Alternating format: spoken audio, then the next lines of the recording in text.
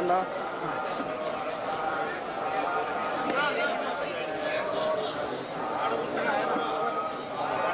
ఒకరు పిలిచిన అందరూ పలకలేదు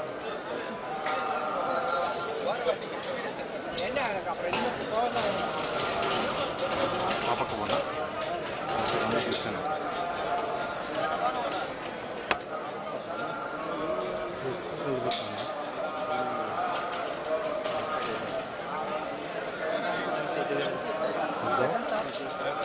ఇంకొంచెం ముందు రాలేదు టైం పడుతుంది sir. Okay sir.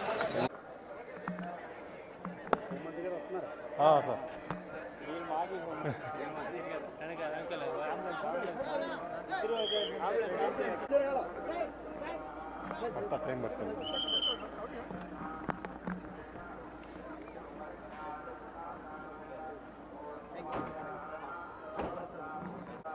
Sir red వచ్చండి, వైట్ పెయింట్ మీద వచ్చింది.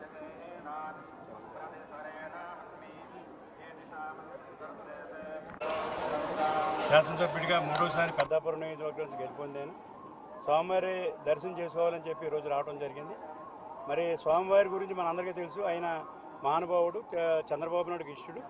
ఈ ప్రభుత్వం తెలుగుదేశం ప్రభుత్వం వచ్చింది, చంద్రబాబు నాయుడు గారి ఆధ్వర్యంలో ఈ గూడంతా కూడా డెవలప్మెంట్ అవుతుంది, అభివృద్ధి చెందుతుంది, సంక్షేమం చేస్తాయి, అన్ని వర్గాల ప్రజల్ని కూడా మరి ఆదుకునే పరిస్థితి ఈరోజు చంద్రబాబు నాయుడు గారి ఆలోచన.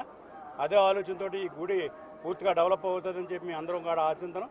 అలాగే భక్తులు కూడా దర్శనాలు కూడా ఎక్కువ మంది దర్శనాలు చేసుకునే విధంగా ప్రభుత్వం కూడా చర్యలు తీసుకుంటుంది. అలాగే సామాన్యులకి ప్రాధాన్యత ఇవ్వడం జరుగుతుంది.